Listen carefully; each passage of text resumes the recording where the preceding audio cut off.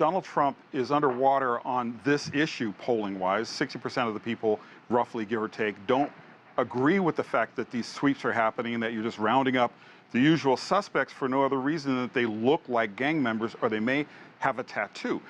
Unfortunately, I think this problem's only going to get worse because they've shoveled a ton of money at Homeland Security in this budget bill. And if you have money, you're going to spend it. And if they've got people that are willing to do this, they're going to get more people who are willing to do this. We're talking about alligator Alcatraz, which is one of the most absurd ideas that I've ever heard of. And you're talking about people getting swept up and taking to third world war-torn countries that they've never even been affiliated with or associated with.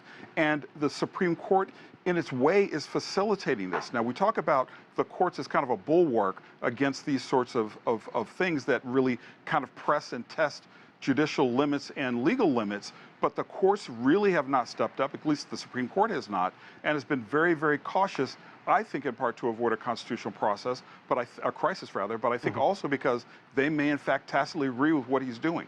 So I don't think this problem is going to get any better. I think it's going to get worse, in fact, now that we've got a ton of money and we've got a lot of things going towards ICE and Border Patrol that we won't even, I don't even think we'll be able to comprehend what's coming.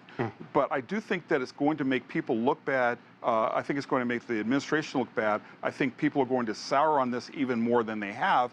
And what that means in terms of electoral politics or the midterms remains to be seen. But I don't think it portends well for the administration at all.